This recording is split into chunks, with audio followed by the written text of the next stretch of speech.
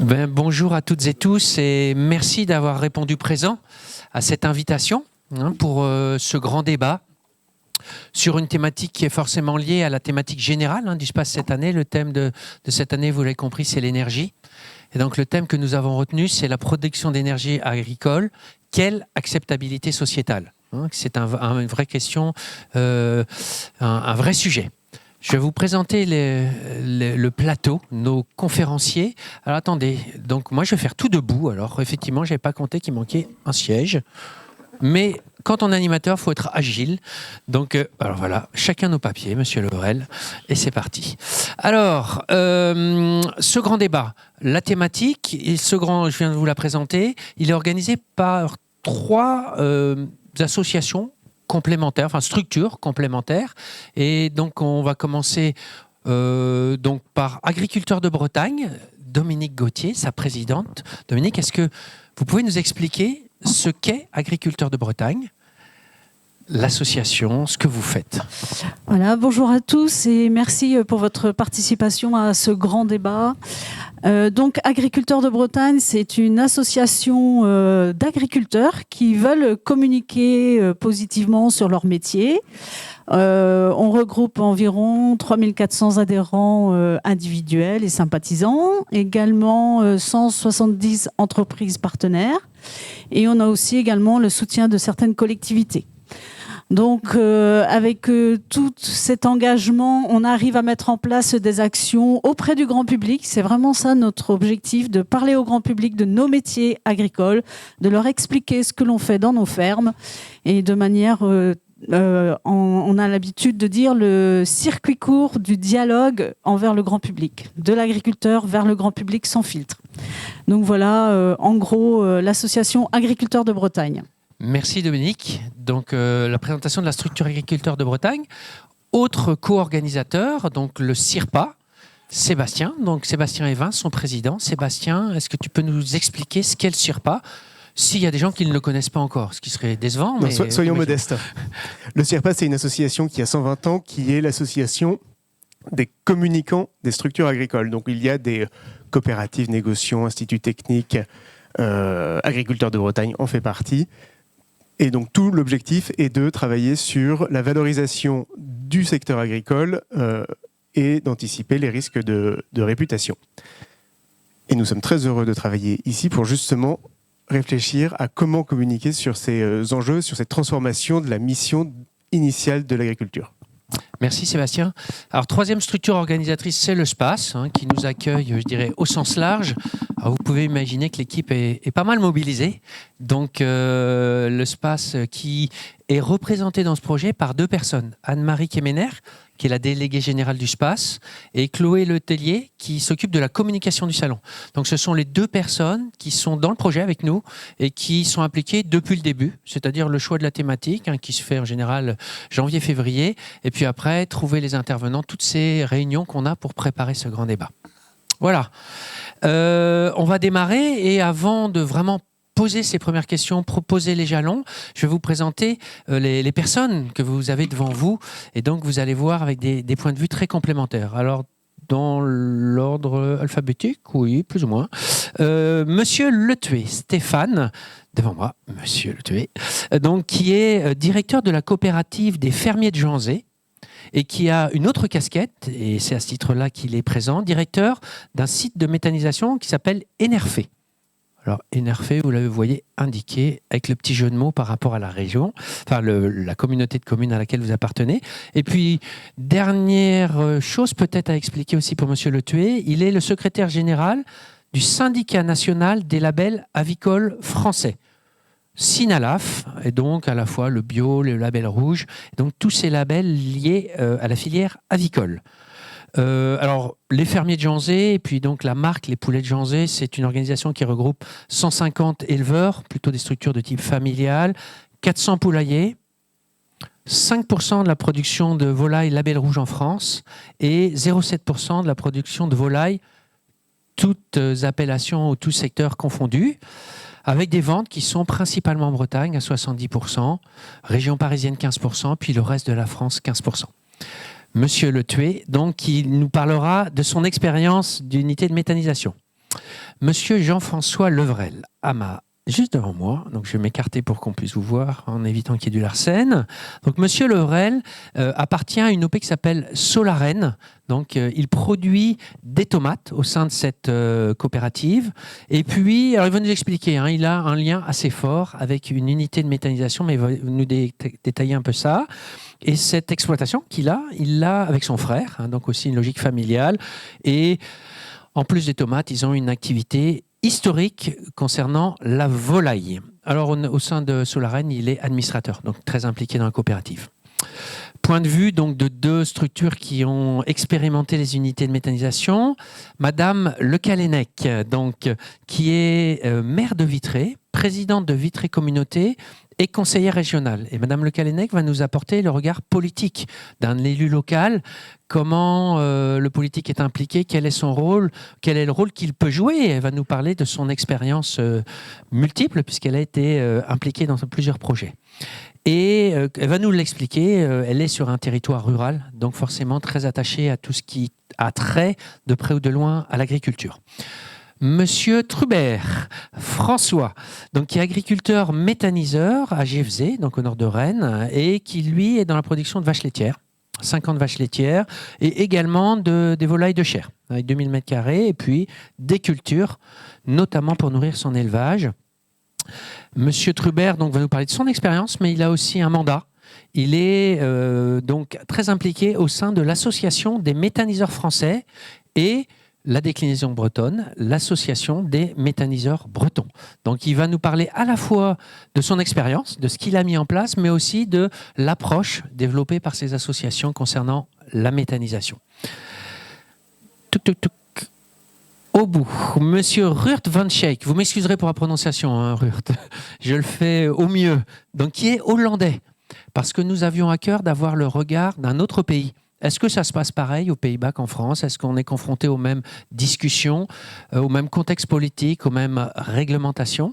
Donc, Monsieur Ruurt van Schaik, il travaille au sein d'une société de conseil qui s'appelle CCS Energy Advice, et donc basée à Deventer, près d'Amsterdam, une centaine de kilomètres.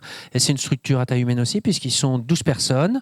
Et lui, il est responsable biogaz. Donc, c'est vraiment son quotidien d'accompagner des projets de ce type-là. Et puis, Monsieur Vervier, et j'en aurais fini, donc Philippe Vervier, qui est dirigeant de la société Acceptable Avenir et qui est spécialiste de l'accompagnement de ce type de projet. Pas que, hein, il nous parlera peut-être d'autres projets, mais il est très souvent sollicité sur l'accompagnement dans des projets d'énergie renouvelable. Il a créé sa société, hein, Acceptable Avenir, en 2010, et auparavant, il était directeur de recherche au CNRS. Et c'est comme ça qu'il a travaillé finalement sur ces interfaces entre l'environnement, puis après l'agriculture et la société. Et puis, il a travaillé sur des groupes pilotes en France, dans des projets européens. Puis, il ne m'a pas dit exactement comment lui est venue l'idée de créer sa société, mais finalement, après, il s'est mis à son compte et il a créé cette structure. Avenir Acceptable. Acceptable Avenir, pardon. Voilà. Et il va nous parler de cette approche d'accompagnement qu'il a au quotidien. Et puis, alors voilà, il verra ce qu'il peut nous dire sur la méthodologie, puisque vous allez voir qu'en fait, dans ce sujet-là, il y a aussi beaucoup de méthodos. Hein, on est très loin de l'improvisation, surtout en amont des projets, pour que ce soit bien accepté. Alors, Monsieur Vervier, première question, elle est pour vous. On est a priori sur des sujets qui sont plutôt favorables. Tout le monde nous parle d'énergie renouvelable, de diminution des gaz à effet de serre, de souveraineté énergétique. Donc on se dit, ça va bien se passer. Hop. Et puis, non, pas toujours. Qu'est-ce qui fait que sur un sujet qui est a priori favorable, on puisse se retrouver dans des discussions avec la société civile, voire même un peu plus que de la discussion? Oui. On vous entend. Bonjour. On vous entend bien. Bonjour, merci de votre invitation. En effet, je vais déjà illustrer mon propos par quelques chiffres très très rapides. Donc, il y a un dernier sondage qui est sorti sur la façon dont les Français percevaient les énergies au sens très large du terme. Donc, j'ai retiré quelques énergies qui vont nous parler aujourd'hui. Donc, le photovoltaïque, l'énergie solaire, c'est 84 47% de bonnes opinions, 8% de mauvaises opinions. L'éolien, dont on parle souvent, qui a une relation avec l'agriculture, parce qu'on met rarement des éoliennes en plein milieu des centres-villes. Donc c'est 77% de bonnes opinions et 6% de mauvaises opinions. Le biométhane, donc 45% de bonnes opinions et 16% de mauvaises opinions. Donc on voit bien qu'il y a autour de 35% de personnes qui ne se positionnent pas parce que probablement c'est une énergie qui n'est pas forcément reconnue. Et je cite le nucléaire, qui n'est pas... Enfin bon, nucléaire, je ne ferai pas de commentaire. Donc 57% de bonnes opinions et 31% de mauvaises opinions. Donc déjà, dans l'image que l'on a des énergies dans un contexte d'interview, d'enquête au niveau national, c'est-à-dire qu'on est très loin des projets locaux, on a globalement, en effet, une bonne opinion des énergies, notamment des énergies renouvelables, mais on voit quand même qu'il y a un peu de nuance, hein, c'est pas si monolithique que ça. Et quand on descend à l'échelle du territoire, en fait, on s'aperçoit qu'entre la réponse que l'on fait quand on est dans un questionnement que j'appelle immatériel, moi, c'est-à-dire on nous parle, on nous pose une question, votre position par rapport aux énergies renouvelables, on est dans un contexte ambiant de communication et de réalité sur les changements climatiques, sur l'origine des changements climatiques. Donc les énergies renouvelables viennent assez facilement comme quelque chose de positif dans le discours. En revanche, quand on descend à l'échelle territoriale, on est sur un autre, ce qu'on appelle référentiel, hein, qui va venir nous interpeller. On ne nous parle plus des énergies renouvelables dans l'absolu, on nous parle de ce qui va se passer autour de chez nous dans notre cadre de vie, d'où des questionnements, des interrogations. Donc ça, c'est ce qu'on appelle les risques de voisinage, hein, le fameux NIMBY, Not in my backyard, pas dans mon arrière-cour, avec un questionnement légitime qui peut se transformer sur une cristallisation forte ou pas, si les choses sont amenées correctement. Mais c'est pas si facile que ça. L'image se complexifie parce qu'en même temps, on a donc des contestations dogmatiques, c'est-à-dire qu'il y a des oppositions aux filières. Et les oppositions aux filières, c'est très vrai pour l'éolien, c'est vrai depuis 5-6 ans maintenant pour la méthanisation, se sont structurées et viennent très très rapidement soutenir une contestation locale, hein, une cristallisation locale. Donc on a un mélange intime entre le local et le national. Donc bien sûr, il y a une image où tout le monde, quand on nous tend le micro dans la rue, dire oui, les énergies renouvelables c'est bien. Quand c'est devant chez soi, c'est un petit peu compliqué. Et n'oublions pas quand même qu'il y a des personnes, des gens qui ne sont pas complètement en phase avec cette approche de filière. Et la dernière chose, enfin le premier élément que je voudrais mettre très fort, c'est qu'il ne faut pas simplifier une cristallisation, une contestation locale. Hein. On a toujours tendance à vouloir simplifier, à renvoyer la faute à l'autre. Nous, on parle toujours d'une approche binôme projet-territoire, ce qu'on s'est aperçu par expérience, en travaillant notamment avec des sociologues, que c'est 50-50. C'est-à-dire c'est pas la faute entre guillemets des gens qui comprennent rien ou c'est pas la faute du méchant porteur de projet, c'est bien une recherche de mise en adéquation d'un projet avec ses spécificités et d'un territoire avec ses spécificités. Merci beaucoup, Monsieur Verviers. Le décor est planté. Madame Le Callennec, d'un point de vue aussi politique, même question. On se dit logique de souveraineté énergétique, un a priori général un peu favorable. Il y a des plans climat, air, énergie, déclinés dans les territoires. Pourquoi on se retrouve avec des situations où finalement, dans un contexte a priori favorable, on puisse avoir discussion, voire contestation ? Merci de votre invitation. Je rejoins tout à fait ce qui vient d'être dit entre les sondages qui disent que la plupart des Français sont très favorables au développement des énergies renouvelables. Et d'ailleurs, il y a une loi qui va imposer le développement accéléré de ces énergies renouvelables et ce qui se passe concrètement sur le terrain. Donc vous avez raison de dire aussi que ça se passe entre les porteurs de projets, les services de l'État qui en général sont très impliqués dans ces projets, et les élus locaux qui, de mon point de vue, ont un rôle à jouer. Alors, donc, moi, je préside Vitré Communauté. Vitré Communauté, c'est aux portes de la Bretagne, c'est 46 communes, 83 000 habitants. L'agriculture nous a permis le développement que l'on sait aujourd'hui.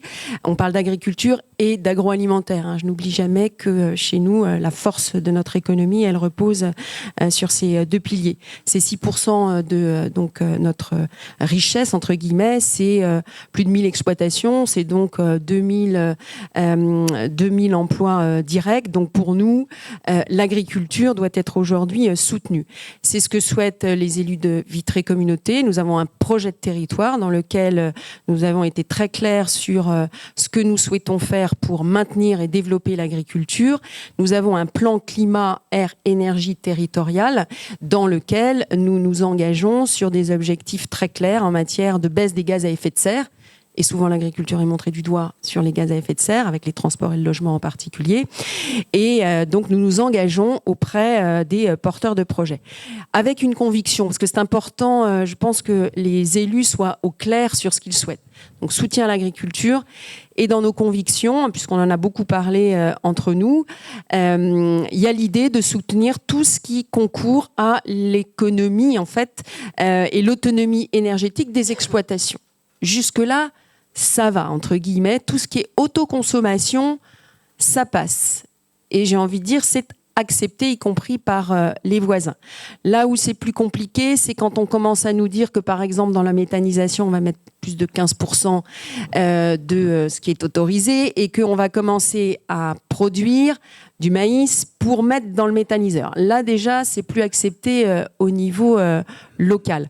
Nous avons sur Vitré Communauté des projets d'agrivoltaïsme. Nous avons la chance de compter sur notre territoire une entreprise qui s'appelle OKWin qui fait des trackers, qu'on double aujourd'hui, méthaniseur, tracker, puis Stéphane Le Tué pourra aussi savamment en parler. Ça fonctionne bien. Moi, j'ai même entendu des agriculteurs nous dire on sauvera l'élevage parce que précisément, on confortera le revenu des agriculteurs par les énergies renouvelables et que pour eux, ce sera donc un revenu supplémentaire et aussi la faculté de produire l'énergie dont on a besoin. Donc on voit bien aujourd'hui qu'il y a ce qui est à peu près accepté, y compris territorialement, l'autoconsommation, les exploitations qui ont des projets, on va dire, raisonnables, responsables. Ça, c'est plus facile de les faire accepter. Les plus gros projets, c'est plus compliqué. D'où le rôle des élus, j'y reviens. Si nous-mêmes, on est convaincus, on est en soutien des agriculteurs et on fait tout ce travail, et vous l'avez dit très justement, de méthodologie pour faire accepter les projets. Et là, on pourra en reparler tout à l'heure. Très concrètement, j'ai des exemples en tête. Le projet s'est fait parce qu'on a suivi une méthode et qu'au bout du bout, ça s'est fait. Merci en tout cas pour cet éclairage politique. Là, vous touchez du doigt plusieurs notions. Donc la méthodologie, on l'a vu, aussi l'implication et les conditions finalement d'acceptabilité que vous venez de décrire. Monsieur Le Tué, fermier de Janzé, d'où est partie l'idée? Comment ça s'est fait? C'est mis en place aussi cette unité de méthanisation. Vous pouvez nous refaire un petit peu l'histoire? Bonjour à tous, merci pour cette invitation. Effectivement, fermier de Janzé et méthanisation, il y a quand même un petit fossé entre les deux. Comment ça peut arriver? C'est né en 2015, pas d'une idée des fermiers de Janzé à la base, c'est une idée, c'est lors d'échanges informels avec la société Tribala qui faisait beaucoup de kilomètres pour trouver des solutions pour ses propres déchets. Nous explique que justement ils avaient des difficultés à mettre en place un projet de méthanisation sur leur territoire. Et donc dans cet échange, je me dis tiens, je sais qu'à Janzé il y a une volonté, sur le territoire de la Comcom de la Rechauffée, il y a une volonté politique d'être territoire à énergie positive, qu'il y a des terrains, qu'il y avait une zone artisanale, la zone du Bois de Taillet, qui pouvait accepter potentiellement un projet. Je me suis dit, il faut les mettre en lien, la Comcom et Tribala, simplement. Je connaissais Hubert, j'ai pu appeler Hubert, qui est en plus de ça ici présent, pour faire ce lien. Et puis, au passage, on se dit, et nous, Poulet de Janzé, dans tout ça, est-ce qu'on n'a pas une carte à jouer, quelque chose, un intérêt, une place dans ce projet? Plus le temps a passé, c'était plus une place, c'était la prise en compte en première place du projet, puisque du coup on s'est intéressé à ce projet parce que effectivement vous l'avez souligné, 170 producteurs aujourd'hui, exploitation familiale avec peu en capacité de monter un projet à la ferme. Ouais, individuel.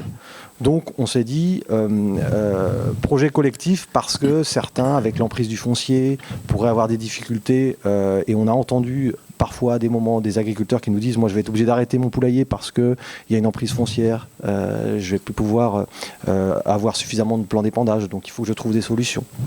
Il y avait un volet sanitaire également, de très nombreux volets qui pouvaient, je dirais, sécuriser l'avenir de la production de volailles de Janzé en mettant en place ce projet qui permet en quelque sorte de mutualiser un plan d'épandage entre ceux qui vont avoir arrêté la production laitière et qui ont des surfaces disponibles, qui vont pouvoir accueillir la matière qui sort de la méthanisation, et puis ceux qui sont un petit peu coincés par le foncier et qui vont pouvoir, eux, envoyer leur matière à l'unité de méthanisation.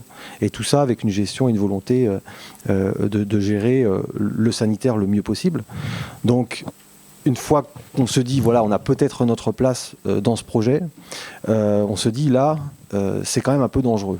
Vous l'avez dit, méthanisation, ça ne fait pas forcément l'unanimité. On est sur un territoire.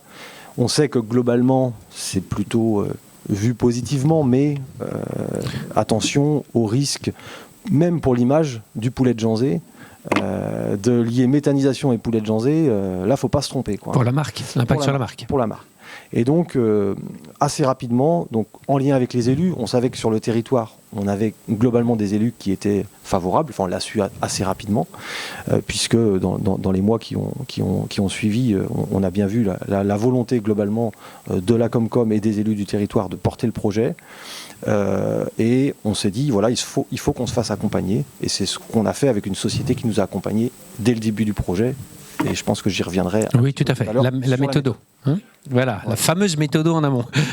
Merci beaucoup, Monsieur Le Thieu. Monsieur Levrel, votre projet par étapes, si j'ai bien compris, est-ce que vous pouvez nous en réexpliquer les grandes étapes, d'où ça part, et puis voilà, où on en est aujourd'hui finalement en termes de production et de caractéristiques un peu techniques?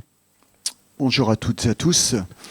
Effectivement, chez nous, du coup, il faut savoir qu'on n'est pas méthaniseur. Donc voilà, pour être très clair. Donc on est producteur de tomates, producteur de volailles.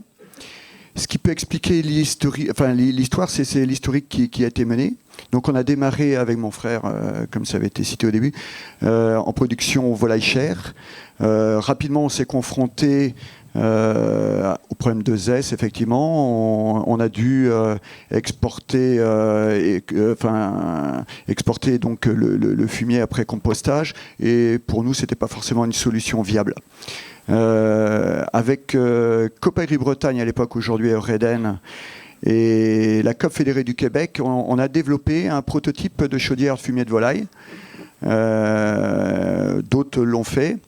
Effectivement, l'histoire, elle a fini en 2010 parce qu'on a un peu jeté le projet pour des raisons, on va dire, essentiellement d'ordre environnemental, avec durcissement des normes d'émanation, des poussières en particulier. Voilà, on avait comme des choses, on a vu des choses. En tous les cas, pendant qu'on parlait d'énergie et de chaudière, nous, en arrière-pensée, on avait l'idée quand même d'essayer de trouver un moyen de l'utiliser. Et c'est alors qu'on a développé la production de serre. On a découvert la production de tomates sous serre. On a été séduit. Et donc en 2004, on a monté 2 hectares de serre en production de tomates avec Solaren. Alors, on a continué dans cette voie jusqu'en 2011. On est arrivé à 5 hectares. Et effectivement, en 2010, juste un peu avant, donc on avait jeté l'éponge de cette chaudière au fumier de volaille.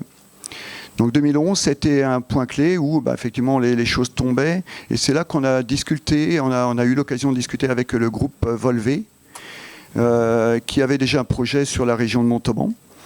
Et ce qu'on pouvait nous leur offrir, c'était la capacité d'intégrer la chaleur qu'ils avaient produit. Et donc on est parti de là. L'histoire avec Volvé, Biomasse à l'époque, aujourd'hui NG Bios, a démarré à ce moment-là. Donc 2011. Donc on a signé protocole de reprise de chaleur, protocole de mise à disposition de plans d'épandage. Et donc en 2012, On a eu l'occasion de monter de la cogénération. Alors ça, c'est un petit peu en marge. Cogénération gaz, le principe, c'est de produire de l'électricité et de chauffer nos serres. Mais effectivement, en production de serres, en production de tomates, l'énergie, elle est quand même au centre de nos préoccupations. Et donc, il faut attendre 2017 pour qu'on ait eu finalement les premiers apports de chaleur de l'unité biomasse. Voilà, donc 2018 renforcé, donc on a pu réagrandir à nouveau et on a agrandi également l'élevage. Du coup, on a réussi à boucler la boucle, si je veux dire par là, entre l'élevage et les serres, non pas avec une chaudière biomasse fumier de volaille, mais par le biais de la méthanisation avec le groupe Volvé.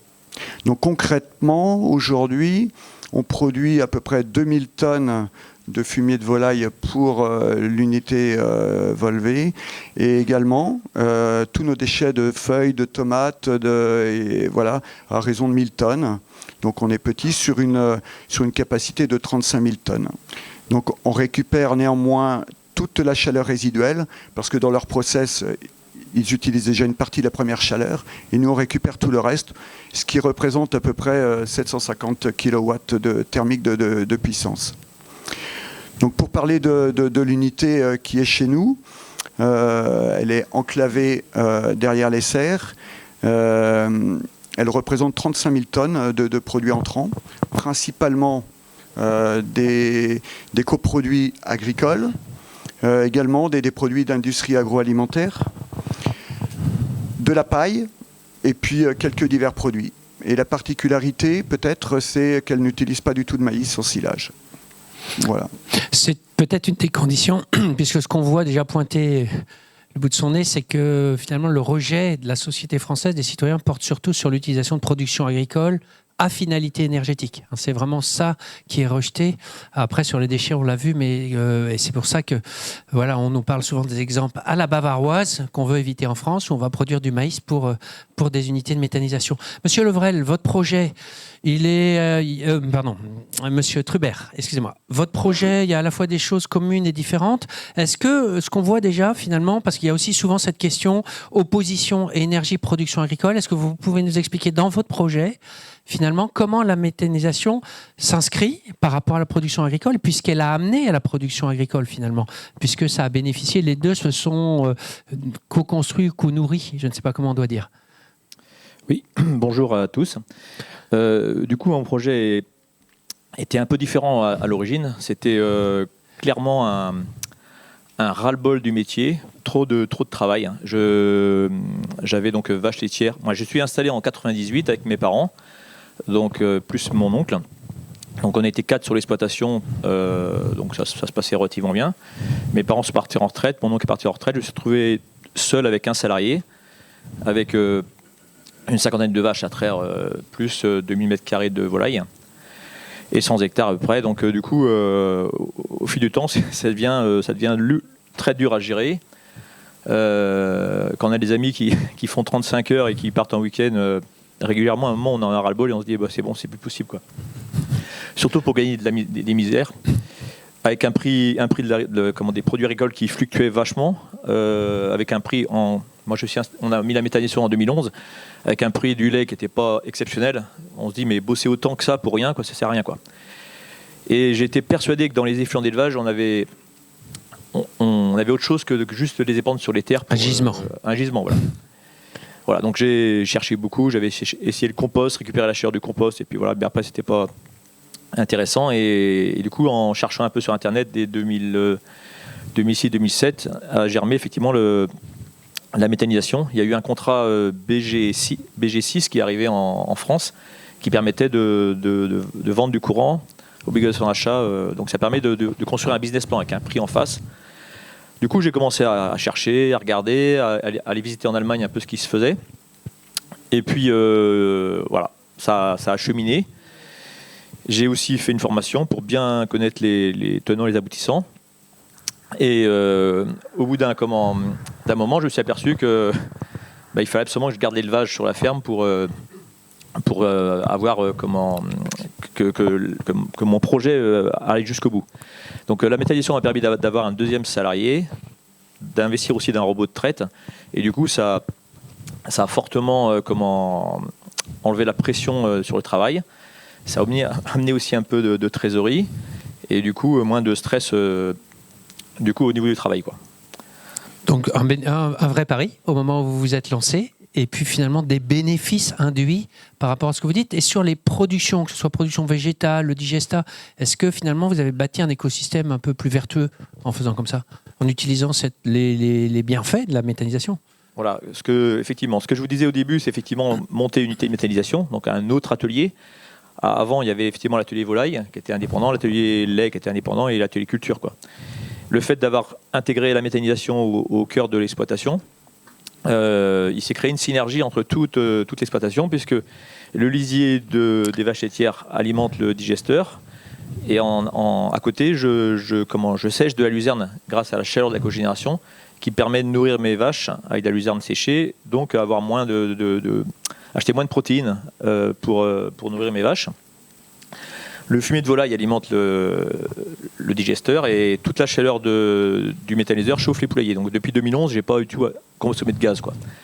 Ça chauffe aussi ma maison. J'utilisais 4500 litres de fioul pour chauffer ma maison avant. Aujourd'hui, plus rien.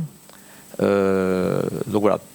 Et du coup, aujourd'hui, quand mon moteur de cogé s'arrête, je cours vite le démarrer, parce qu'il faut que mes poulets, mes petits poussins qui viennent d'arriver, ils ont de la chaleur, quoi. Le petit plan B. Voilà. Donc du coup, ça a créé une synergie, et aujourd'hui, même le digesta fertilise mes cultures, et aujourd'hui, je ne mets plus tout d'engrais sur mes cultures, je mets que du digesta, quoi. Plus d'engrais minéraux. Merci beaucoup, monsieur, par rapport à votre projet. Monsieur Von Schaik, aux Pays-Bas, est-ce que c'est différent de ce qu'on vient d'entendre là, des exploitations familiales ou des groupements mutualisés, mais quels sont les projets de biogaz qu'on trouve dans le secteur agricole aux Pays-Bas? Oui, bonjour. Aux Pays-Bas, c'est un peu différent.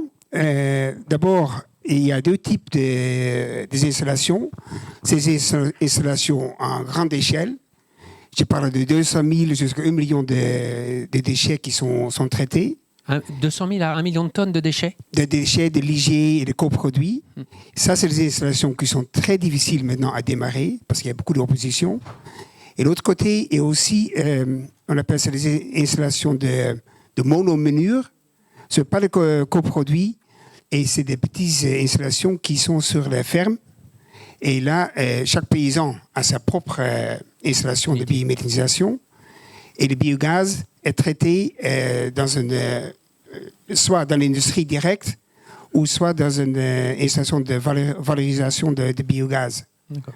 Donc juste la spécificité, c'est ce qu'il appelle des installations monoproduits. Donc on ne rajoute pas d'autres coproduits, soit fumier lisier, mais monoproduits. Donc c'est pour préciser, parce que vous m'aviez expliqué le concept hollandais, et vous allez le voir, il y a des fiscalités différentes aussi aux Pays-Bas selon l'installation. Et l'avantage, c'est qu'il n'y a pas de transport supplémentaire. Les paysans traitent que son propre lisier, quoi. Et pour ça, il y a aussi moins d'opposition, parce que oui, on améliore en fait la situation dans la ferme là. On réduit les émissions, et en plus on produit les digestats.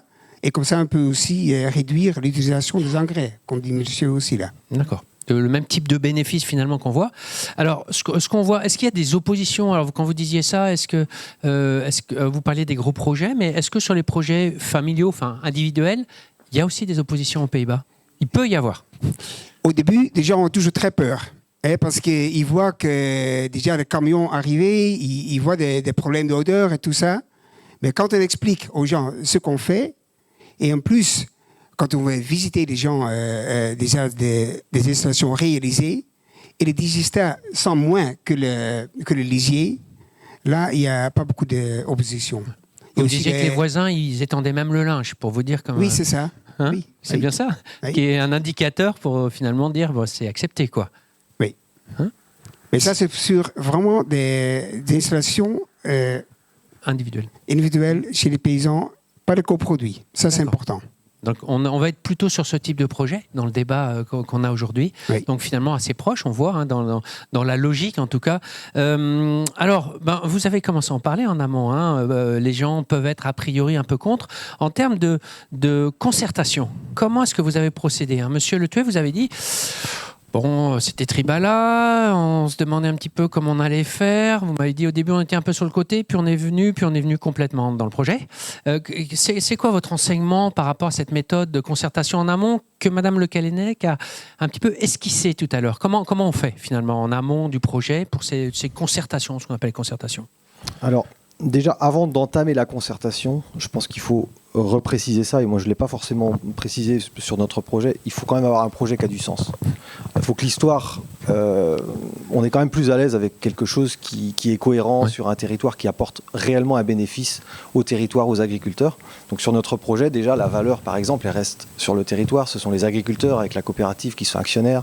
La Comcom est directement aussi au capital du projet. On a vraiment quelque chose qui a du sens. En tout cas, la valeur reste sur le territoire. Vous en avez parlé tout à l'heure, maïs sur le projet, on n'est pas là pour valoriser du maïs. De la même manière, c'est zéro maïs sur le projet.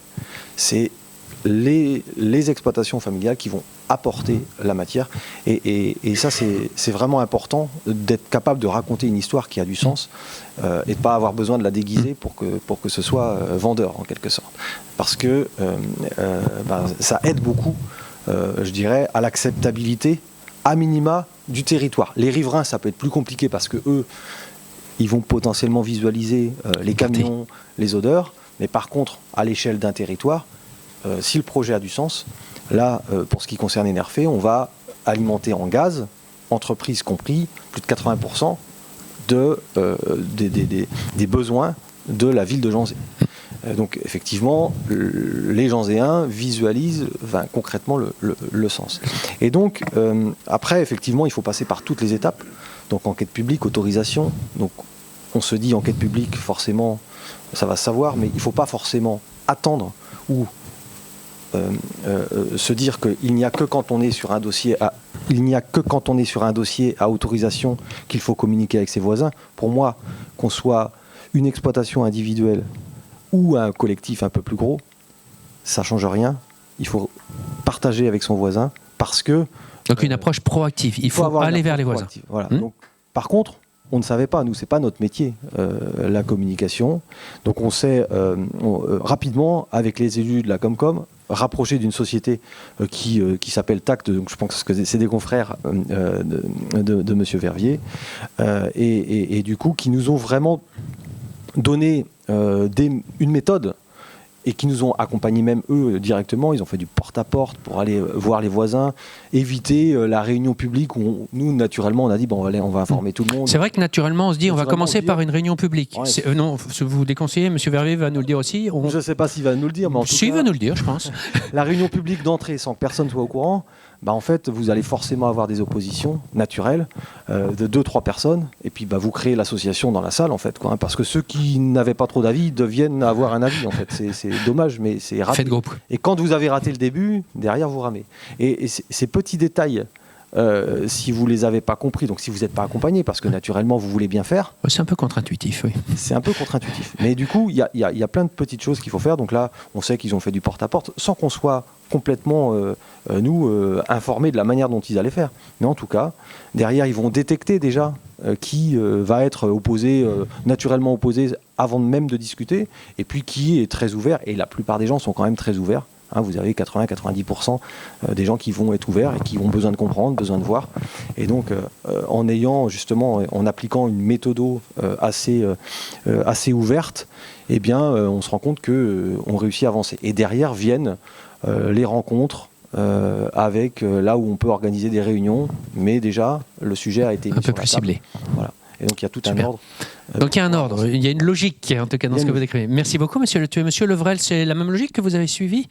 Ce qu'on retient là pour l'instant, entretien un peu individuel d'abord avec les voisins, puis après des réunions publiques, puis des choses plus ciblées. On va voir après, peut-être en méthodo. C'est vrai que chez nous, on a été plutôt spectateurs de ce qui s'est passé, puisque c'est Volvé quand même qui était le porteur de projet. Mais c'est vrai qu'on a été très étonné de la façon dont ils ont pris l'affaire. Je vous disais qu'en 2011, tout à l'heure, on avait pu avoir les premiers contacts avec Volvé, mais eux avaient déjà visualisé un projet sur Montauban de Bretagne. Bon, il se trouve que dans un premier temps, c'était en 2010, ils avaient pris contact avec la commune, la Comcom, ils avaient visualisé une implantation sur la zone industrielle de la Brunière, qui est à l'opposé de là où elle est aujourd'hui. Bon, c'est vrai que la problématique, c'était la chaleur qui ne valorisait pas derrière. Mais il y a eu une concertation dès le début, il y avait eu une première ébauche. À partir de 2011, effectivement, dès lors que les choses étaient actées, on va dire, puisque du point de vue technique, nous on récupérait l'ensemble de la chaleur, le projet était viable. Il y a eu un ensemble de choses, effectivement. En matière de concertation, d'abord la mairie, explication, Comcom, enfin voilà, des groupes d'agriculteurs également qui ont été mis, des agriculteurs qui étaient potentiellement ou qui souhaitaient rentrer dans la apporteurs, boucle, par exemple. des apporteurs, effectivement. La DDTM, de la même façon, avant de déposer quoi que ce soit, l'Adréal, je crois qu'ils ont un peu, et puis beaucoup de présentations. Conseil municipal, présentation, ils se sont déplacés au conseil municipal pour présenter le projet. Et c'est après, effectivement, il a été organisé une réunion de riverains uniquement, donc sur invitation. Effectivement, ces riverains avaient été déjà visités auparavant, mais voilà, pour une explication globale du projet. C'est vrai que c'était une soirée un peu particulière, même pour nous, parce qu'il n'a pas été question que du projet Volvé, il a été question aussi de ce que nous, on faisait, parce que c'est vrai qu'on impactait aussi de toute manière par nos activités. Et donc ça a permis. Ça a ouvert la discussion finalement de façon plus large que juste le projet de métallisation, c'est bien ça ? Effectivement. D'accord. Voilà. Mais bon, c'est vrai que c'est un petit peu. On n'a pas stressé avant parce qu'on s'y attendait pas, mais en tous les cas, quelque part, c'était bien. Oui. En tous les cas, la méthodologie qu'a apporté Volvé dans leur projet. Donc après, forcément, ils ont enclenché toute l'étude des ICPE, enfin voilà, et le permis de construire, c'est fait après. D'accord. Tout ça, c'est vraiment en amont. Monsieur Trubert, dans votre projet également, parce que vous avez été modeste, vous étiez un des pionniers, non, en Bretagne, vous étiez, je ne sais plus, 5e éleveur, ou je ne sais plus, vous m'avez dit. Oui, voilà. C'est ça. On était au début. Voilà. 2011, donc comment vous avez fait Mon projet sortait, en gros, les dossiers ICPE, c'était en 2008-2009. Mais malgré tout, j'ai commencé. Je savais déjà qu'il fallait communiquer beaucoup.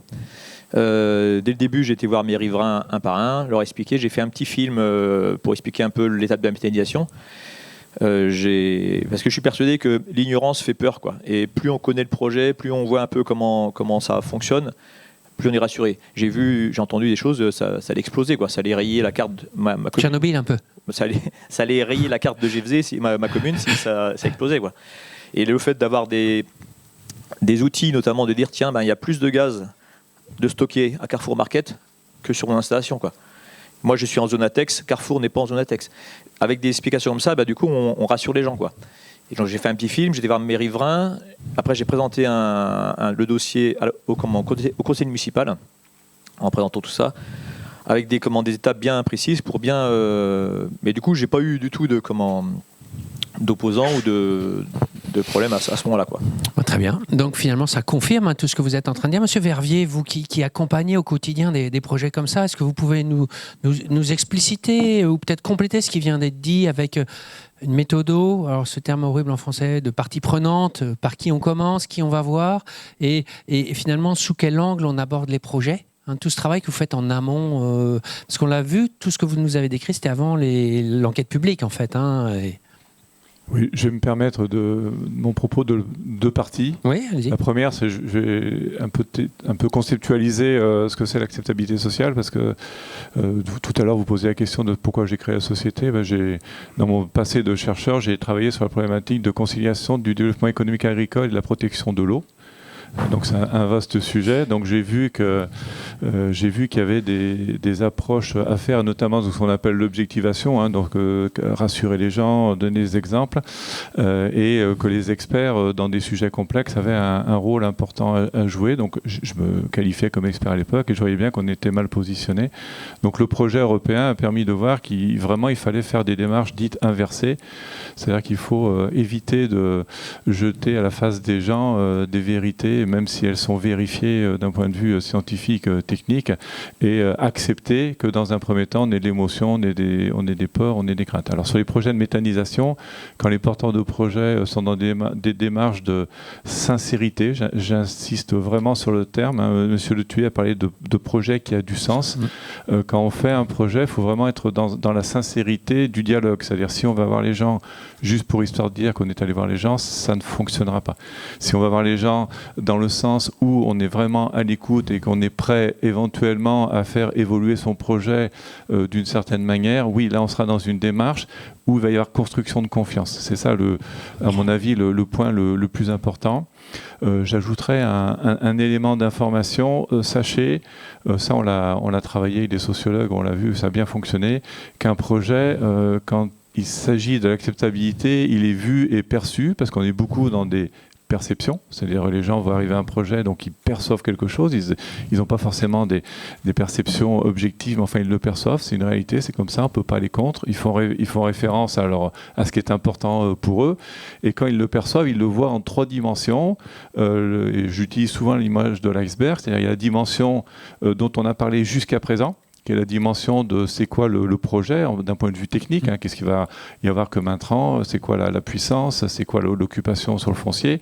Mais ça ne présente que 33% de la perception en termes d'acceptabilité. Alors bon, je dis 33%, on n'est pas dans les sciences exactes, hein, on n'envoie pas des fusées sur Mars, donc c'est peut-être 30, 45. Allez, un tiers. Voilà, un tiers, voilà. Et les 2 autres tiers, c'est là où les relations entre le projet et l'écosystème projet et le territoire, donc c'est ce que vous parlez, messieurs, c'est comment on va au-devant des uns et des autres. Donc là, il faut y aller, entre guillemets, en ordre et avec cette sincérité. Et il y a une 3e dimension que souvent on a un peu tendance à oublier, c'est ce qu'on va appeler le portage local. Alors pas le portage juridique, hein, mais c'est ce que disait Madame Le Guenec tout à l'heure, c'est qui va porter ce projet en termes d'appropriation. Donc les élus ont leur rôle à jouer, les services de l'État ont leur rôle à jouer, les chambres consulaires ont leur rôle à jouer, les élus très locaux ont aussi leur rôle à jouer, mais c'est comment on va construire ce portage. Donc là encore, c'est une question de confiance. Donc ça veut dire que dans ce qu'on appelle la démarche d'acceptabilité,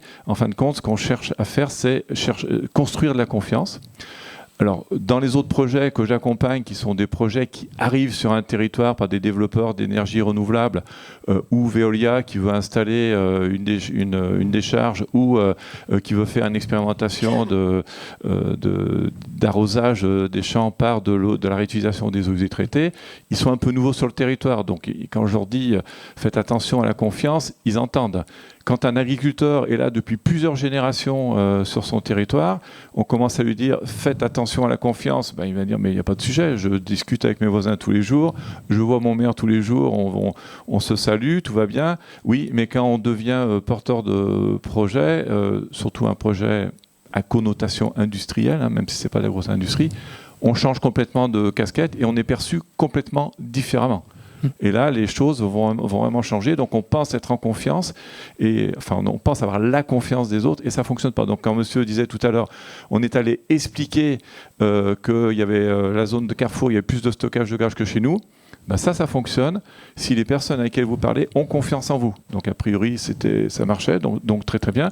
Mais comme depuis ces dernières années, notre société évolue à vitesse grand V et on est plus sur des postures de défiance, enfin de méfiance, voire de défiance, si on arrive avec tous les arguments certifiés que l'on veut, ben on peut avoir face à soi quelqu'un qui nous dit oui, c'est vous qui le dites, mais moi, J'ai vu sur Internet d'autres qui le disent, c'est aussi des chercheurs, des scientifiques. Voilà. Donc évitons tout de suite la confrontation de l'expertise, commençons le dialogue dans un ordre qui doit être celui qui est dicté par l'adéquation, je le répète, entre le projet et le territoire. À chaque fois, c'est un cas spécifique, donc il faut bien regarder le territoire, le projet, et voir si ce projet il est bien dans une démarche de sincérité. Hein. Et là, nous, on a développé des algorithmes pour aider le porteur de projet à lui dire attention, vous avez des fragilités d'autres projets dans cette dimension et ça risque d'être perçu négativement. Donc en amont, vous faites tourner la machine, par rapport à des indicateurs, oui. Vous dites le territoire est plutôt vert, orange, ou attention, ça peut être rouge. Et votre projet est plutôt orange, donc orange et rouge, ça risque de mal se passer. D'accord. Et entre guillemets,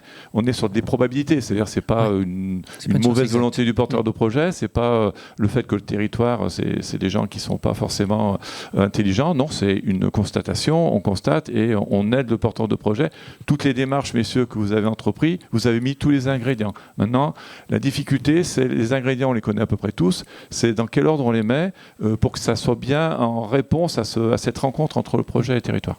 On va revoir tout à l'heure, parce qu'il y a implicitement dans ce que vous dites aussi écoute active et sincère aussi. On va voir ce qu'on en fait. Monsieur Trubert, par rapport à votre implication dans l'association des méthaniseurs français et bretons, finalement, est-ce que vous aidez par ce biais-là les futurs porteurs de projets? Parce que là, on est en train de dire il y a de la méthode, vous avez, entre guillemets, essuyé les plates, vous étiez dans les pionniers. Finalement, quel type d'accompagnement, de soutien on peut apporter via une association comme la vôtre aux porteurs de projets? Voilà, du coup, maintenant, on est pratiquement 500 adhérents à l'AMF en France, donc on a quand même pas mal d'expérience maintenant sur le fait, avec des cas très compliqués, des fois, sur certaines méthaniseurs. Et quand on analyse un peu qu'est-ce qui a déconné, c'est souvent la communication. Et souvent, l'agriculteur, il est agriculteur, technicien, mais pas forcément bon communicant, quoi. Et quand je regarde le système Volvé, qui est devenu Engie maintenant, à chaque fois qu'ils montent un projet, il y a une équipe qui est là pour monter le projet avec des communicants. Ils vont d'un bout à l'autre et une fois que le projet est fini, ils s'en vont. Ils laissent la main à des producteurs. Eux, ils vont sur un autre projet, quoi. Leur job, c'est d'être communicants. Ils ont la procédure. Quand on est agriculteur et qu'on a un projet, nous, on voit essentiellement le côté production, technique, tout ça, mais toute la communication, on l'a pas assez. Nous, à l'AMF, on a maintenant conscience de ça. On a mis un plan communication pour expliquer un peu aux gens, avec une méthodologie pour bien parler sur la communication dès le départ, et aussi pour essayer des fois casser une collectif ou un peur qui est comment on dit, tuer l'embryon dans l'œuf dès le début pour éviter que ça se propage. Ouais.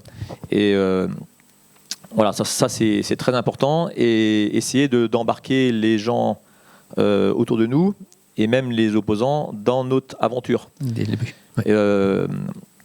J'ai l'exemple d'une personne là qui est Sud-Vendée, où dès le début un collectif s'est créé contre la méthanisation. Elle, très bonne communicante, elle a convoqué tout le monde. Elle a essayé de les rassurer. Elle leur a demandé: je veux que vous soyez les sentinelles de ma méthanisation. Sans doute qu'il va y avoir des problèmes. Aujourd'hui, elle n'est pas construite. Venez, on va faire Donc elle avait fait un système de notation de son élevage, avec lait et volaille, avec notation des odeurs, notation de l'état de la ferme et tout ça. Donc elle a fait un état des lieux, un T0 d'exploitation. Elle leur a mis en face tout ce qu'elle allait faire pour améliorer ce qui était là aujourd'hui. Et elle leur a dit: je veux que quand la méthode sera faite, vous venez mesurer chaque mois si c'est mieux ou c'est moins bien. Et si c'est pas bien, j'essaierai de corriger. Elle a mis une confiance. Aujourd'hui, les plus gros défendeurs, ceux qui défendent la méthanisation, c'est son groupe d'opposants au début, quoi. C'est ce qu'on voit effectivement. Quand on arrive à convaincre des opposants, ils deviennent les meilleurs ambassadeurs. Il faut y arriver. Mais une fois qu'on a réussi, c'est souvent assez spectaculaire. Monsieur Verviers, on voit une approche finalement. Donc vous avez dit sincère. Le sens, le projet sincère, concertation, réunion ciblée, vous avez dit, par public. Les gens s'expriment, ils ont des avis. Qu'est-ce qu'on fait de ces avis, vous, le porteur de projet? Parce que si on initie une démarche d'écoute, vous l'avez dit vous-même, il faut qu'on en fasse quelque chose. C'est-à-dire on ne peut pas demander aux gens de s'exprimer et dire ouais, non, vous n'avez que des mauvaises idées, moi j'ai raison. Qu'est-ce qu'on fait de ces avis? Comment on gère ces avis qui sont émis en réunion, comme vous l'avez dit, ou individuellement, voilà, de ces sollicitations, de ces avis, de ces questions? Oui, alors je vais revenir sur des approches beaucoup plus opérationnelles. Donc l'exemple de monsieur est très bon parce que quand on dit concertation, il faut savoir que la concertation, c'est pas une fin en soi. Hein, il faut vraiment l'activer quand on en a besoin. Ce qu'a fait la personne, elle a fait de l'implication des parties prenantes dans son projet, parce que l'objectif d'une concertation, c'est pas de faire concertation, c'est pas de faire parler les gens, c'est vraiment de créer un lien de confiance, de créer la confiance, donc d'être dans un échange sincère, donc dans l'écoute active ou de l'implication dans le projet. Ce qu'a fait cette personne, c'est vraiment une des bonnes solutions. Elle connaissait son territoire, elle l'a mis en marche, ça a fonctionné. Donc en fait, il faut déjà d'une façon très très opérationnelle, quand on est dans une situation qu'on a identifiée comme étant sensible, on peut passer par la concertation. Donc ce qu'il faut éviter, donc je rejoins, donc plus de réunions publiques au début, ça, je vous invite à ne jamais le faire. Je dis bien au début, hein, parce que c'est devenu trop dangereux. Pas d'invitation non plus, hein. Quand on crée quelque chose pour discuter, il n'y a pas d'invitation.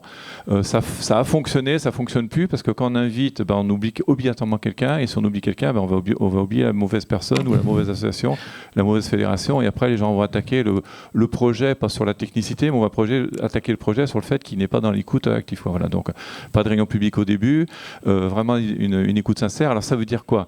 Quelles que soient les démarches que l'on utilise, il faut être vraiment dans donc j'ai bien aimé moi cette expression, un projet qui a du sens, donc il faut aller jusqu'au bout de la démarche, c'est-à-dire mon projet, moi je veux que c'est un projet qui a du sens. Alors est-ce que mon projet il a du sens que pour moi, ou il a du sens aussi pour les autres? Ça veut dire que quand on va vers les parties prenantes, il faut tester ce que l'on a vu nous et aller jusqu'au bout de la démarche. C'est-à-dire, ah oui, ça je ne l'avais pas vu, peut-être que dans mon projet, il faut que j'accepte de faire un ajustement, de faire une évolution de ce projet. Donc il faut être dans la posture, s'autoriser à écouter et à modifier le projet. Il faut être plus qu'écouter, il faut être donner la preuve qu'on a bien entendu et être capable de modifier, mais pas à n'importe quel prix. Hein. C'est pas de dire oui à tout le monde.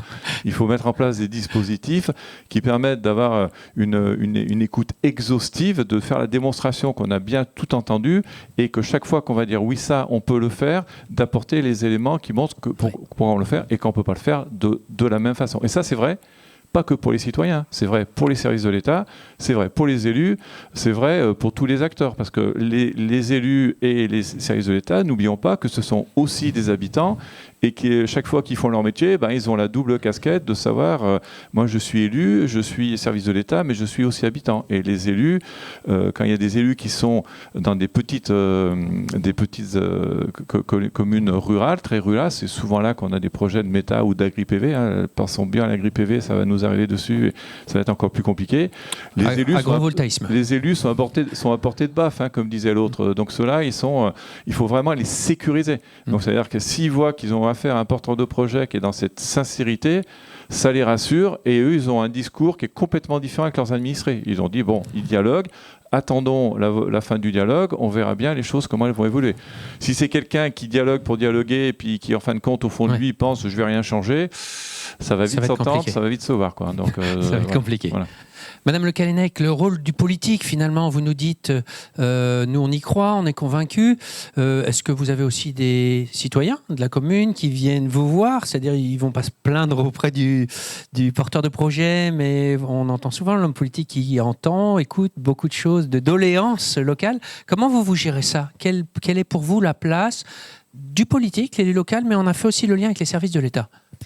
Je pense que sur ces projets-là, nous pouvons avoir une certaine utilité, nous, les élus locaux, soit pour accompagner lorsque nous y croyons aussi, et je rejoins tout à fait ce qui a été dit, il faut construire la confiance entre les uns et les autres, sinon les projets risquent de ne pas se faire. Moi, lorsque j'entends parler de projets comme ceux-là, j'adopte tout de suite la méthode de la communication de crise. C'est-à-dire qu'on peut arriver par moment à de la communication de crise parce que les esprits se seront échauffés et sur certains projets, il y aura un rejet. Vous avez eu raison de rappeler qu'il y a des personnes qui sont contre par définition et par dogmatisme. Si on prend l'exemple de la méthanisation, il y a eu beaucoup d'études sur ce sujet-là. Alors aujourd'hui, il y a eu des pionniers comme vous En Bretagne, je crois qu'on a 200 unités de méthanisation. Là-dedans, la grande majorité de ces projets-là, ce sont donc des projets donc à la ferme, entre guillemets, et il doit y avoir une dizaine de projets plus industriels qu'il est plus difficile, là, effectivement, à faire accepter, adopter. Et là, en effet, je pense qu'il faut être très professionnel sur la communication. Vous évoquez, et ça, c'est plus large pour nous les élus. Tous les jours, on a des projets en fait qui peuvent être acceptés ou qui peuvent faire l'objet de contestation. Moi, je pense qu'il ne faut pas leurrer ceux qui entendent parler de ces projets. Je rappelle toujours que dans la participation citoyenne, puisqu'il faut de la participation citoyenne, il y a plusieurs niveaux et il ne faut pas les sous-estimer. Il y a parfois une simple information. On informe parce que ça va se faire. Voilà. Il y a parfois de la consultation. On vous consulte, ça ne veut pas dire qu'on en tiendra compte. Il y a de la concertation. Là, oui, comme vous dites, on est tenu d'écouter les remarques qui ont été faites. Et on va plus loin, il peut y avoir de la co-construction. Sur tous les projets d'énergie renouvelable, moi, à chaque fois, je me pose la question de savoir, déjà, pour être honnête avec nos interlocuteurs, dans quel registre on s'inscrit. Alors, je vais vous citer un exemple d'un projet d'unité de méthanisation sur une exploitation à la ferme, sur la commune de Vitré, parce que la question s'est posée, à quel moment on informe ? À quel moment on consulte ? Parce que là, en l'occurrence, il y a une consultation. Et puis, qui on implique ? Alors, il y a les élus, mais vous l'avez dit, vous avez raison de le rappeler, qui instruit aussi ces dossiers-là, ce sont les services de l'État. Les DDTM, les DREAL, qui sont aujourd'hui extrêmement soucieuses ou sourcilleuses de l'évolution de ces projets parce que les services de l'État savent qu'il y a une acceptation ou pas une acceptation. Eux ne travaillent pas sur l'acceptabilité. Ça, c'est plutôt le rôle des élus et des partenaires sur le terrain et des porteurs de projets. Mais ils travaillent à essayer d'instruire les dossiers en fonction, évidemment, des règles. Alors, je ne sais pas combien de temps vous avez mis pour réaliser votre projet, mais ce sont des projets en plus qui sont longs. Vous avez parfois la législation ou la réglementation qui évolue, qui sont coûteux. Vous avez parfois le soutien financier ou pas. Pendant plusieurs années, la région Bretagne a soutenu financièrement les projets de méthanisation, considère aujourd'hui que ce sont des projets rentables, donc ne les aide plus. Vous avez des territoires qui soutiennent, d'autres pas. Ça, c'est, je dirais, la liberté des territoires de le décider. Et puis, vous avez effectivement ce qu'on entend autour. Donc, nous, notre rôle, lorsqu'on y croit, lorsqu'on soutient le projet, c'est de le soutenir, y compris dans la communication. Et bien de se dire à quel moment, en fait, on informe. Je voyais sur ce projet-là qu'on avait des opposants dans le conseil municipal qui, lorsqu'ils ont appris l'existence de ce projet, ne l'ont pas vu d'un bon œil. J'ai appelé le porteur de projet, je lui ai dit, écoutez, faites visiter votre exploitation, présentez-leur le projet. Moi, je n'avais aucun doute sur leur capacité de convaincre que c'était un projet tout à fait vertueux, autonomie énergétique de l'exploitation. Et donc, il y a eu une visite qui s'est organisée et c'en est resté là. Donc, on n'a pas eu besoin d'avoir la réunion publique, etc., parce que je rejoins tout à fait, alors sur d'autres domaines de développement économique, surtout en ce moment avec les histoires de zéro artificialisation nette, les réunions publiques, on sait qui y vient, les 3/4 de la salle sont opposés, donc il faut se battre et avoir du courage. Ça s'est arrêté là. Mais ils ont un petit problème, c'est qu'ils ont voulu aussi mettre des panneaux photovoltaïques sur donc un bâtiment agricole. Et là, c'est l'architecte des bâtiments de France qui leur est tombé dessus et qui leur dit ça ne va pas être possible parce qu'à proximité immédiate, il y a le château des Rochers où a vécu Madame de Sévigné, donc un monument historique. Et là, je rejoins ce que vous disiez, c'était très intéressant. Nous avons travaillé et les agriculteurs ont accepté de prendre l'angle et de travailler avec l'architecte des bâtiments de France. Voilà, pour que le projet puisse finalement aboutir. Donc c'est long, c'est lent. Il ne faut pas se sentir seul, mais pour ne pas se sentir seul, effectivement, il faut qu'on soit à côté. Alors sur les méthanisations, moi j'ai le sentiment aujourd'hui que c'est accepté. globalement. Voilà. Après, comme vous disiez, au cas par cas. Sur l'agrivoltaïsme, parce que depuis que nous nous sommes appelés pour préparer cette table ronde, nous avons eu une réunion des maires à Vitré Communauté. Une maire a commencé à s'inquiéter d'un projet d'agrivoltaïsme sur sa commune, qui intéressera aussi une autre commune de Vitré Communauté. Et sur l'agrivoltaïsme, il n'y a pas eu le travail de fait qu'on fait depuis des années quand même sur la méthanisation. Donc là, je suis allée tout à l'heure avant d'arriver dans le hall numéro 4. Je ne sais pas si certains d'entre vous y sont déjà allés. Vous avez toutes les sociétés qui sont là pour proposer leurs produits. Je pense que sur l'agrivoltaïsme, les trackers, enfin sur donc l'énergie solaire, on a beaucoup de pédagogie à faire. Et puis, encore pas mal de questions en suspens. Donc là, l'acceptabilité n'est pas forcément là. Et là, pour le coup, les élus locaux ne seront pas forcément tout à fait d'accord. Surtout qu'on ne nous a toujours pas dit si ces projets-là rentreraient dans la consommation foncière du ZAN. Donc, tant qu'on ne le sait pas précisément... Zéro artificialisation nette. J'explique juste en 2 mots. Donc, on nous demande dans nos territoires de consommer au niveau foncier 50% de ce qu'on a consommé dans les 10 ans passés. Donc entre 2011 et 2021, tous les territoires ont consommé tant d'hectares. Donc entre 2021 et 2031, on ne doit consommer que 50% de cela. Pour ce qui nous concerne, on a consommé 500 hectares sur Vitré Communauté en termes économiques et d'habitat. Dans les 10 années passées, on n'a plus, entre guillemets, droit qu'à 250 hectares. Et donc, tout projet, en fait, parce que le photovoltaïque, de ce que j'entendais, il faut quand même pas mal d'hectares. Hein, et notamment au sol, on nous parle de minimum 10 hectares. Donc, comme on ne sait toujours pas ce qui va nous tomber dessus, est-ce qu'on l'intègre ou pas? Parce qu'on est, je ne vais pas dire à 1 hectare près, mais un peu quand même aujourd'hui. Et je rappelle, parce que sur le sujet, mais je vais m'arrêter parce que je suis intarissable sur le ZAN, Vitré Communauté, 72% de la surface, c'est de la surface agricole ou forestière. Les zones d'activité, c'est 1%. Donc je vous l'ai dit, on est très attaché à l'agriculture, donc il est hors de question de sacrifier l'agriculture pour l'habitat ou le développement économique, mais il n'est pas non plus question de stopper le développement économique et l'habitat, et notamment quand le développement économique, c'est de l'agroalimentaire, qui sont les débouchés des produits agricoles de nos agriculteurs. Voilà, je referme la parenthèse, mais je vous voyais réagir sur l'agrivoltaïsme parce que là, je veux bien des conseils parce que je pense que le sujet va arriver à Vitré Communauté. Alors, il y a un décret qui est en cours de rédaction quand même pour définir les règles du jeu en agrivoltaïsme, dont le pourcentage de la SAU maximum utilisable en complément de la production agricole qui devra rester l'activité principale de la ferme. Donc ça, c'est en cours de discussion. Les professionnels sont en train de discuter avec les autorités pour définir ces seuils et effectivement ne pas se retrouver dans des situations qui contradictoires avec les ânes, qui finalement un passage d'une activité agricole à une activité énergétique. Donc voilà tout l'enjeu de cette filière en ce moment en tout cas. Monsieur Verviers, vous vouliez... Oui, déjà je me permets un petit commentaire. J'ai beaucoup apprécié le propos de Mme Galenec. On rencontre rarement des élus qui sont aussi affûtés sur toutes les démarches qu'il faut faire pour accompagner. On a fait le choix, on a choisi.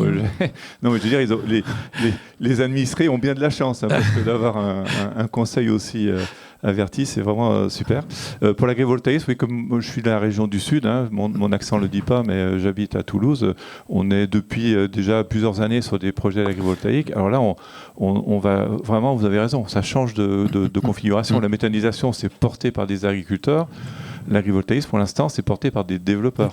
Donc les élus sont sollicités quasiment tous les jours par des développeurs. Donc la règle que je peux me permettre de donner aux élus qui vont être sollicités. Peut-être qu'il y a des développeurs qui sont mes clientes dans la salle, je m'en excuse, mais c'est vraiment de vérifier la sincérité du développeur. C'est-à-dire que tout le travail dont on a parlé, là, c'est-à-dire celui qui va être de vérifier si c'est de l'information, de la consultation, de la concertation, de la co-construction, et après, s'il le fait, d'être dans la sincérité, c'est-à-dire d'accepter de lâcher quelques mégawatts au passage, enfin peut-être des kilowatts ou des mégawatts, il faut le vérifier, parce que dans les développeurs, il y a vraiment de tout type de développeurs, quoi. Voilà, donc c'est pour ça que nous, on a vraiment essayé de développer des outils de scan, hein, qui permettent de dire est-ce qu'on a affaire à un porteur de projet qui est dans la sincérité ou pas, parce que ça l'aide lui, l'objectif c'est de l'aider lui, mais c'est aussi d'aider par exemple les élus, de dire est-ce qu'il faut qu'on travaille avec ce développeur ou pas, parce que ça, vous avez raison, hein. Là, à mon avis, il y a une vague qui va arriver, un flou juridique, réglementaire, il y a quelques avocats dans la salle, ils pourraient peut-être nous aider, qui va permettre justement des zones de friction, ou qui va lancer des zones de friction. Oui, donc il y a besoin de prudence, et là, plus que jamais, d'être dans là, pour le coup, c'est presque la co-construction immédiate, hein, parce qu'il faut que le développeur il comprenne qu'autour de la table, eh ben, il y a des gens, il y a des agriculteurs, oui, auxquels il va promettre des loyers, mais il y a tous les acteurs du territoire autour, quoi. Donc là, il y a vraiment un travail aussi, un besoin de vigilance, de sensibilisation. Monsieur Vanchek, on parlait de délai d'années. Enfin, moi, les échelles de temps dont j'ai entendu parler, c'est des années. Aux Pays-Bas, j'ai une installation individuelle, monoproduit, lisier fumier pour mon élevage. Quel est le délai pour avoir une autorisation ? Oui, et ça c'est vu comme pas vraiment comme un permis de construction, mais c'est comme un avertissement, on dit. Et ça prend en général 8 semaines. Effectivement, vous avez un rapport au temps un peu différent de l'administration française, 8 semaines. Oui, mais c'est aussi logique parce qu'on diminue quand même les émissions.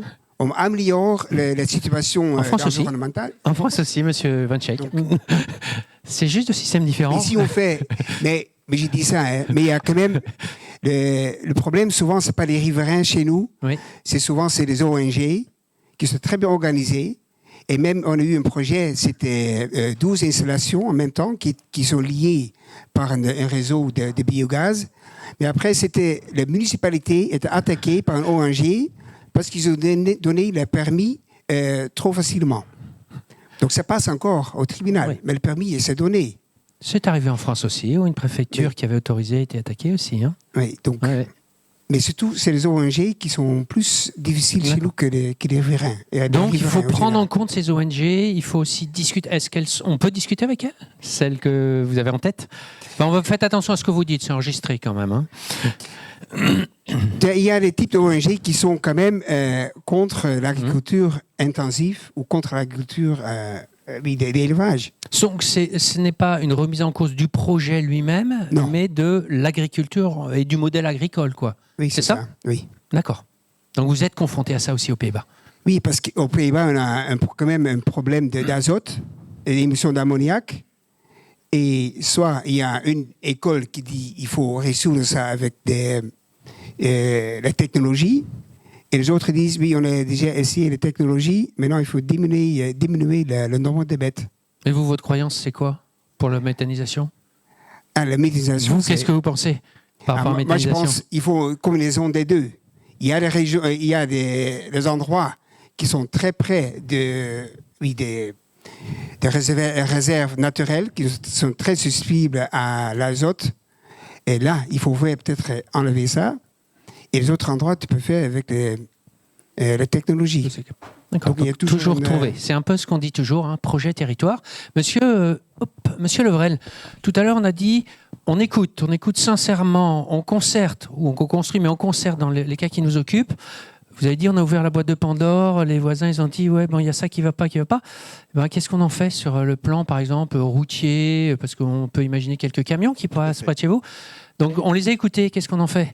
C'est vrai qu'on a mis en exergue, lors d'une réunion de voisinage, ce qui a été mis en exergue, c'est les craintes du trafic routier déjà en premier. En deuxième, ce qu'on avait relevé, c'est les odeurs, le risque d'odeur. Et puis un troisième aussi, qui n'a pas forcément été cité, c'est la peur de perte de valeur immobilière. Voilà, dans le secteur. Des prises. Voilà. Donc, effectivement, il y a des choses sur lesquelles on peut apporter des actions. Et en l'occurrence, si je prends Volvé, donc ils ont apporté une subvention à la commune pour refaire la route, pour l'adapter au trafic, parce que indéniablement, le trafic a forcément augmenté. D'ailleurs, ça nous allait bien parce que on a été un petit peu épinglés lors de la réunion publique, nous, à titre personnel, pour le va-et-vient de nos salariés à raison de 80 véhicules le matin et 80 véhicules le soir sur une route de campagne. Donc ça a été mis en exergue comme étant un frein. Donc du coup, avec une approche facilitée avec un beau bitume et une route aménagée, ça a permis d'améliorer la situation là-dessus. Pour les odeurs, bon, déjà, effectivement, les voisins, pour ceux qui voulaient, ont été invités à aller visiter une unité de méthanisation tout à fait analogue à celle qui était projetée à Montauban. Vous l'avez fait aussi, hein. À chaque Voilà. fois, il y a des visites, hein, si j'ai bien compris, dans vos projets. Voilà, et donc, un petit peu à l'image de ce que l'on a entendu tout à l'heure, ceux qui sont revenus, finalement, ils étaient plutôt enchantés, hein, puisque on leur a montré effectivement le traitement des odeurs, c'est-à-dire un bâtiment qui est sous dépression et traitement de l'air derrière. Et donc, effectivement, ils étaient plutôt enchantés et plutôt positifs, on va dire, au travers de ça, puisque c'est forcément des gens qui en avaient peur. Après, bon, voilà, en gros, ce qui a été fait. Ce qui a pu résoudre aussi une des particularités chez nous, puisque nous, on était amenés à faire du compostage sur l'exploitation, donc forcément des émanations d'odeurs au travers, et du coup, plus de compostage. Moi d'une manière générale, aujourd'hui, moi je considère que si l'intensité finalement de notre site a pris de l'ampleur, très clairement, les désagréments ont diminué. Voilà, moi c'est ce que je pense. Ce qui est plutôt positif. Deux dernières questions avant que vous posiez vous-même vos questions. Dans l'ordre. Oui, Monsieur Trubert. Monsieur Trubert, on est face aussi à un débat entre, vous avez parlé de dogmatique, quelqu'un a utilisé ce mot-là, de personnes qui peuvent être dogmatiques ou des croyances.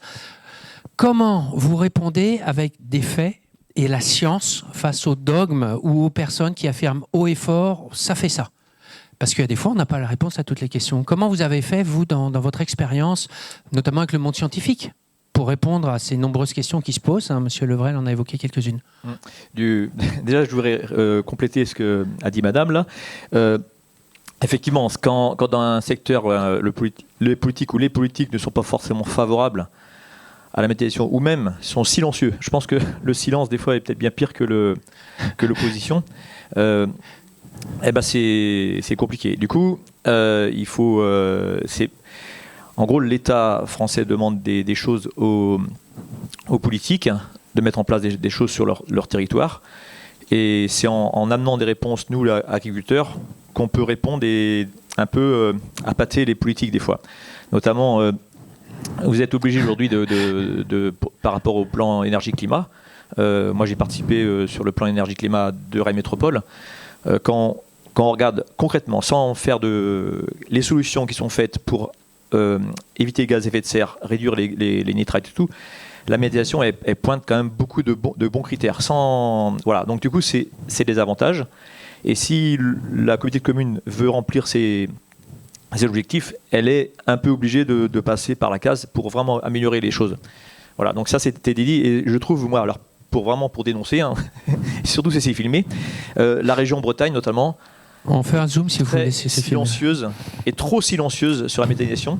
En gros, ils ne sont pas opposés, mais globalement, quand on demande de soutenir la méthanisation en Bretagne, c'est silence complet, quoi.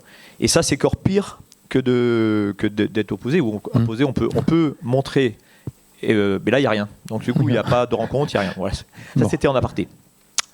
Maintenant, pour revenir sur les méthodes que l'AMF et l'AMB on a mis en place, effectivement des fois on a des questions qui sont posées. J'avais un exemple à un moment donné, on a eu un courrier qui arrivait avec le digestat tue les vers de terre. Le digestat tue les vers de terre. Alors déjà, moi, ça fait 11 ans, je n'avais pas eu ça. Mais comment vous dites non, c'est pas vrai. C'est pas... Du coup, on s'est dit, il faut vérifier. On va vérifier vraiment scientifiquement pour voir si les vers de terre se sont tués. Et donc, du coup, on a été. Donc, c'était pendant le Covid. Donc, c'était un peu compliqué. On a du mal à. Mais on voulait absolument voir la réalité des choses. Et donc, on a travaillé avec 4 écoles d'ingénieurs. Donc on a travaillé avec Agrocampus de Rennes, Lille, Nancy et Beauvais. Et donc on leur a donné 31 exploitations, 31 parcelles à analyser, étendues avec du digesta, étendues sans digesta, avec un protocole qui a été mis en place par les chercheurs enseignants. Et du coup, ça a permis d'avoir une réponse claire et documentée et chiffrée sur le fait que le digesta n'a pas d'influence positive, mais pas d'influence négative dessus. Et depuis, il y a eu plein de projets qui ont été faits par les chercheurs, de Métabiosol, qui est un projet qui est en cours actuellement, des projets qui permettent de voir l'impact positif ou neutre du digesta sur le sol, quoi. Oui. Aux Pays-Bas, on a fait la même recherche. C'était dans le nord des Pays-Bas.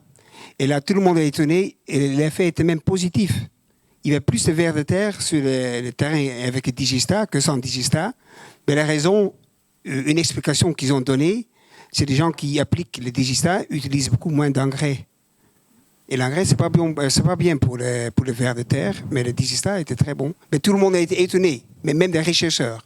Donc ça, c'est bien. Même type de recherche, et là, ça vaut le coup effectivement de consolider les connaissances.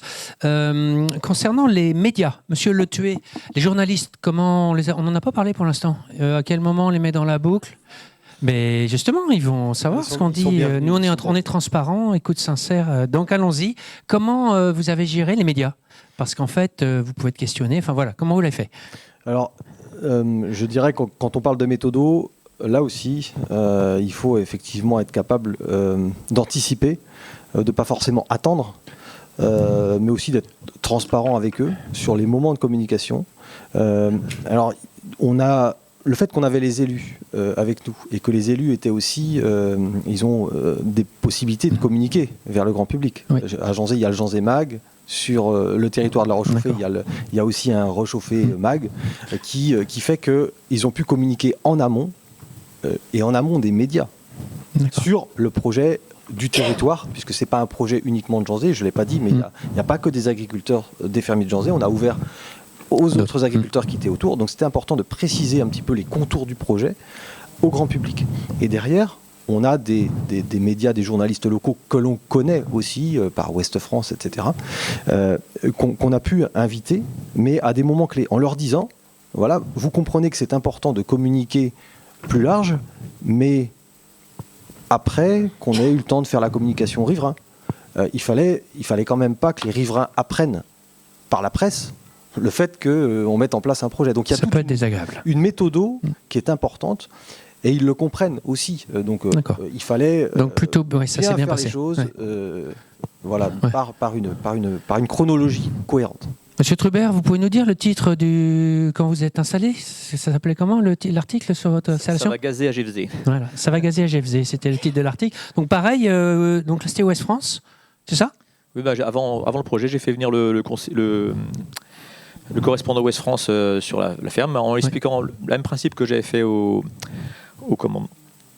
à la mairie, lui expliquer le petit film, lui expliquer un peu le projet pour qu'il ait bien ça, puis il a fait un petit article dans le journal dans le local, quoi. D'accord. Donc finalement, vous confirmez qu'il y a une approche des médias qui doit être aussi structurée, à la fois dans la méthode et dans le temps, ce que vous avez dit, Monsieur Le Tué également. Madame Le Callennec, on a vu que dans les oppositions, il y a souvent des recours administratifs qui peuvent retarder le projet, démotiver le porteur de projet. Alors Monsieur Verviers fait tout pour déminer, mais ça peut arriver. Est-ce que finalement, parfois, il n'y a pas un abus aussi de certaines personnes qui vont contester sur le plan administratif, des recours, de l'appel, de la cassation ou équivalent administratif. Voilà, est-ce que là, on ne va pas un peu loin? Et on voyait même des avis rendus par une agence de l'État contestés par un tribunal administratif. Oui, moi je trouve qu'à titre personnel, mais ça va bien au-delà du sujet dont on parle ce matin, il y a quand même un problème avec ces recours, puisque, alors je ne sais pas ce que va donner la loi d'accélération du développement des énergies renouvelables. Est-ce que ça va être une loi qui va aller finalement à l'encontre de tout ce qui se passait jusqu'à présent, avec des recours, des possibilités d'appel, etc. Il ne faudrait pas qu'on tombe dans l'excès inverse, c'est-à-dire que l'État a décidé, donc on va couvrir tel ou tel territoire de tel ou tel projet sans y associer les élus. Encore une fois, je pense que dans un projet, voilà, c'est important. Oui, clairement, il y a des abus parce que, vous l'avez dit, il y a des associations qui sont extrêmement organisées, qui sont contre par principe. Et donc, il faut absolument qu'avec tous ceux qui sont plutôt favorables, on construise aussi un double discours, enfin un contre-discours, plutôt pas un double discours, mais un contre-discours. Vous allez construire la confiance, il faut aussi construire un nouveau discours. Vous disiez, les journalistes, parfois c'est par méconnaissance en fait.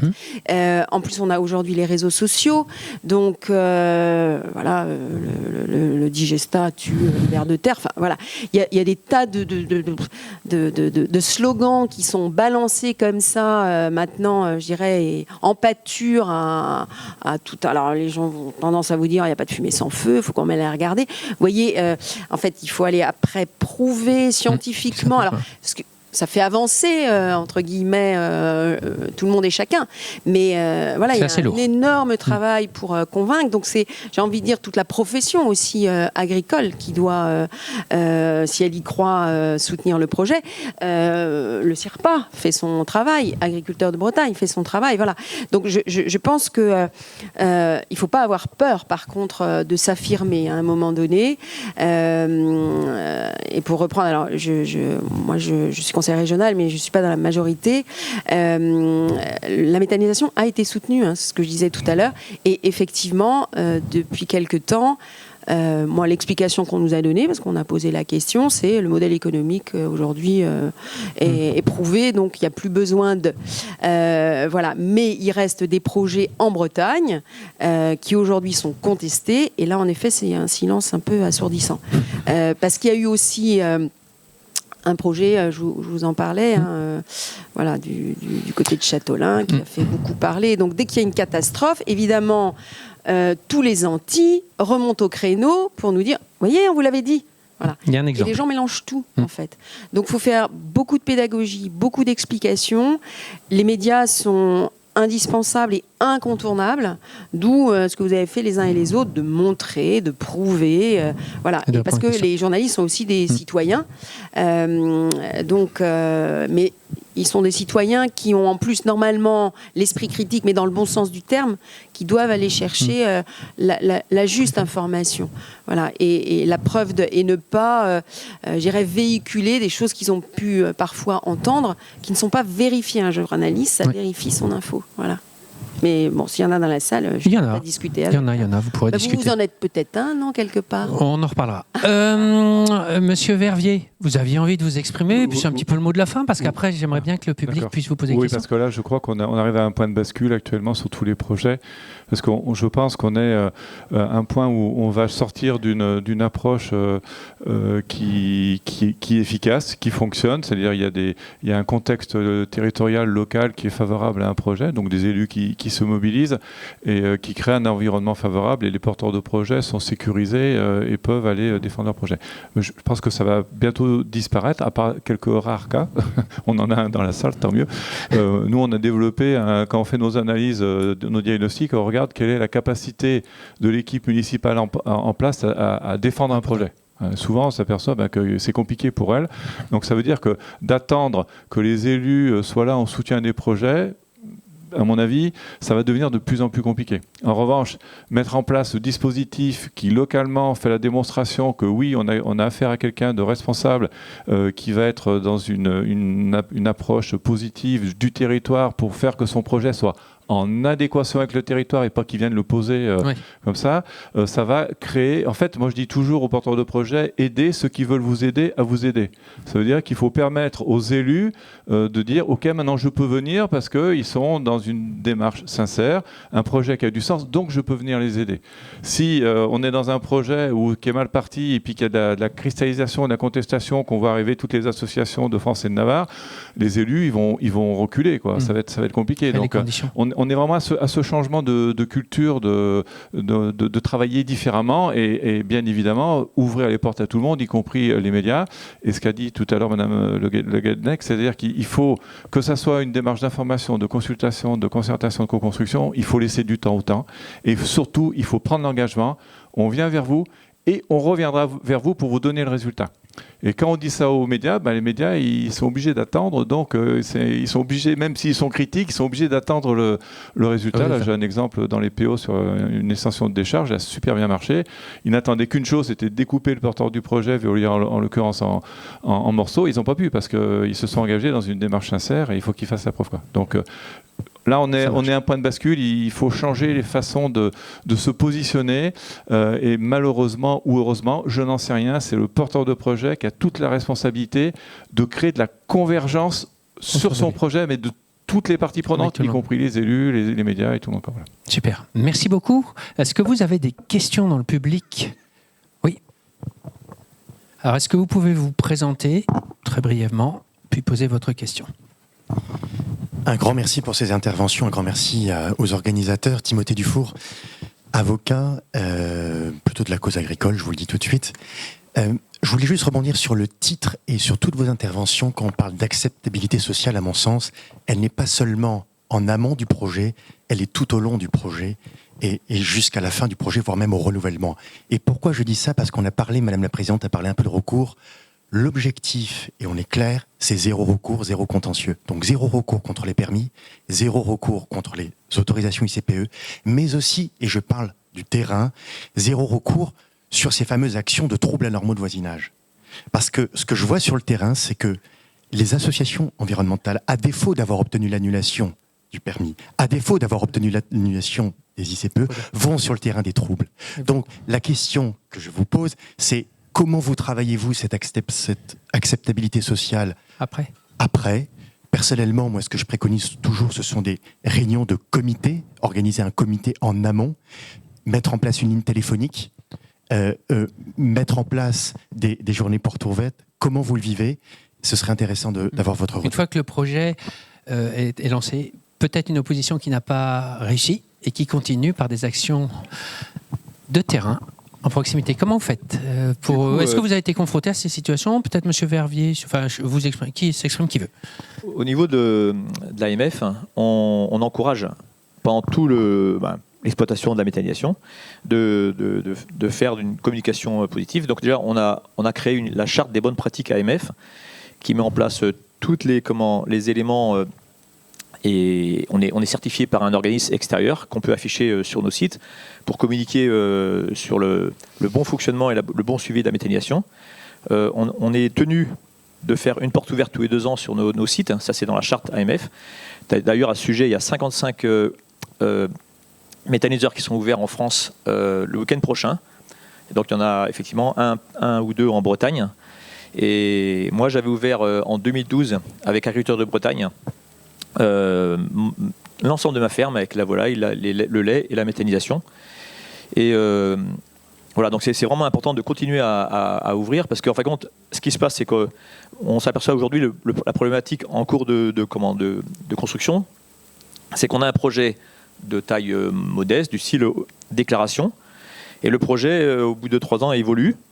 On a des nouveaux gisements, on a un nouvel associé qui arrive, et du coup, on doit dépasser 30 tonnes jour. Et du coup, on change de statut, on n'est plus en autorisation, en déclaration, on passe en enregistrement. Ou on a des gisements qui obligent l'hygiénisation, par exemple pour un projet d'hygiénisation de traitement des biodéchets. Et là, on passe en autorisation. Donc voilà.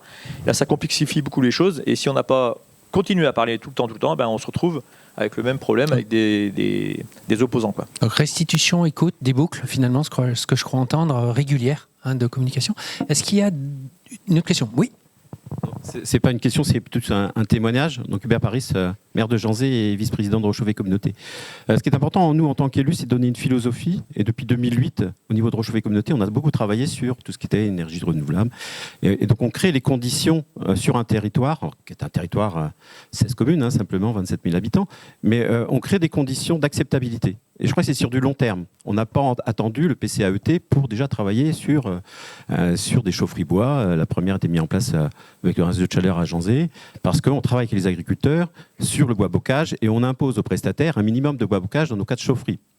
On travaille aussi sur l'éolien participatif. La philosophie qu'on a, de toute façon, le sommet de Rio, c'est 1992, on a pris beaucoup de retard, c'est créer les conditions d'acceptabilité avec un objectif, c'est que la valeur ajoutée, et Stéphane, tu en as parlé, la valeur ajoutée reste sur notre territoire. Et la crainte qu'on a aujourd'hui avec le photovoltaïque, et notamment l'agri-photovoltaïsme, c'est que la valeur ajoutée parte. Et on a les conditions de l'État qui met la pression pour qu'on accélère les projets.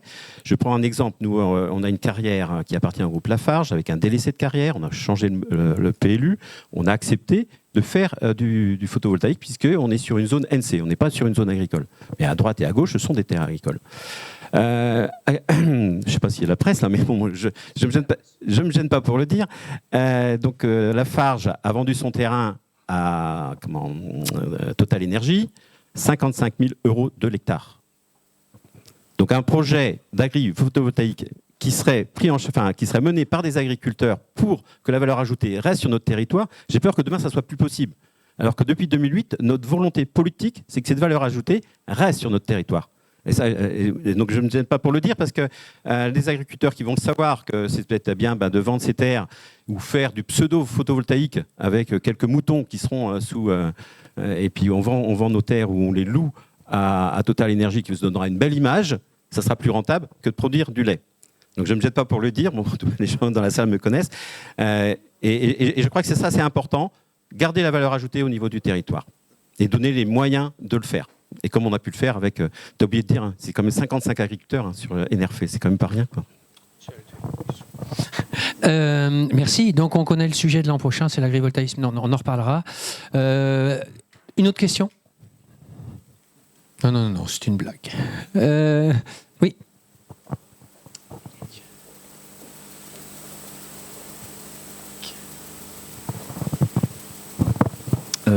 Oui, Bruno Caravel. Bon, j'ai travaillé dans la filière agricole en amont, phyto, semences, etc. Mais aujourd'hui, j'interviens encore dans 2 écoles d'agriculture, en région parisienne encore, même si je me retire dans le pays de Redon.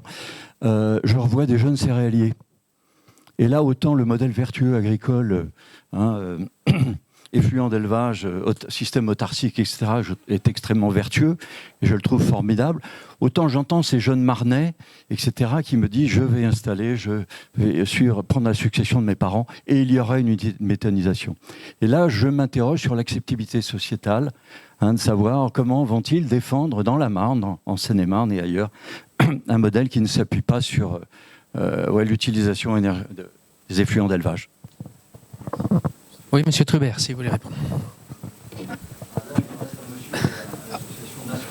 Oui, du coup, effectivement, on entend beaucoup parler de ça au niveau de l'AMF.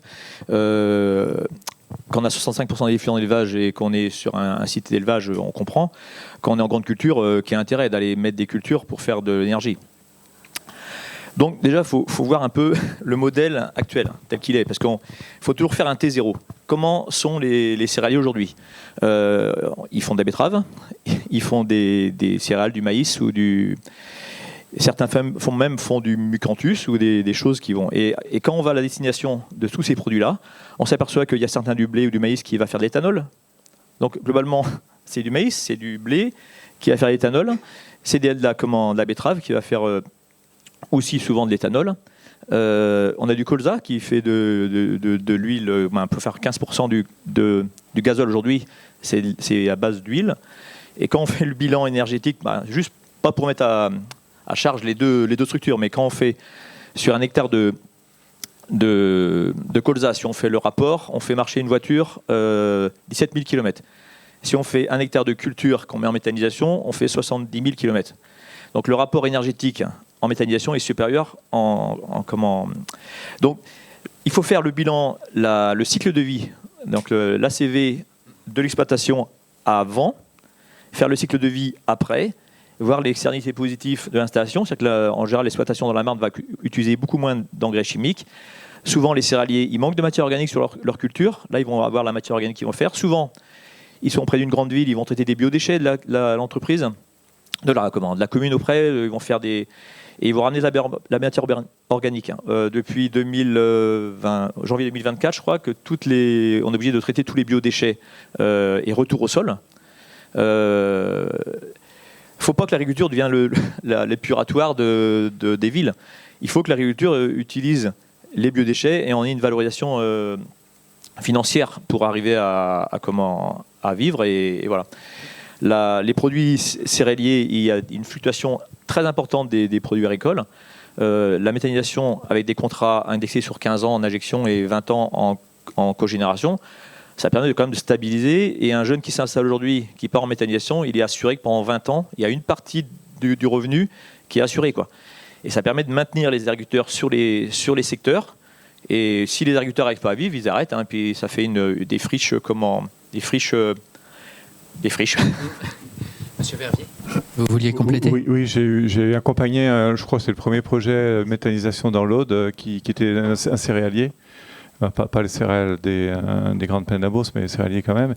Et en fait, on a réussi l'émergence parce qu'il a accepté, il a mis tous les ingrédients qui permettaient de répondre aux différentes parties de l'iceberg. Il a mis en place un comité de suivi, il a mis en place une concertation et il a accepté aussi de changer ses pratiques agricoles. C'est-à-dire qu'il a accepté de dire, bon, ben, j'en profite et j'accepte de faire différemment pour mettre moins d'intrants, pour utiliser moins d'eau.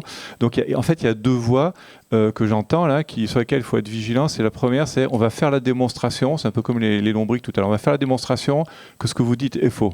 Bon, ça il faut continuer à le faire, mais il faut faire attention à l'effet fausse barbe, hein, parce qu'il y a de plus en plus de gens qui s'opposent à des projets, pas sur les vraies raisons, qui s'opposent sur des projets, sur des dimensions qui sont soit juridiquement recevables, notamment l'environnement, soit socialement dans l'air du temps, et qui en fait ont d'autres raisons. C'est-à-dire qui emmènent tout le monde sur des fausses voies, et puis pendant qu'on passe son temps, alors je ne dis pas que les travaux qui ont été faits ne sont pas utiles, hein, je ne dis pas ça, mais il faut être vigilant à ça, de ne pas partir sur des fausses voies en essayant de faire la preuve à tout prix que oui, le projet de méthanisation il sera bien équilibré. Il faut le faire, mais il faut être vigilant, c'est-à-dire il faut trouver l'équilibre entre déjà une démarche sincère, je suis prêt à faire changer mon outil agricole et mon modèle, voir si ça marche, et si vraiment il y a des contestations dans un deuxième temps, oui, après on peut l'activer, la recherche d'experts ou la recherche d'études complémentaires. Enfin bon, voilà, c'est plutôt ma position, parce que bon,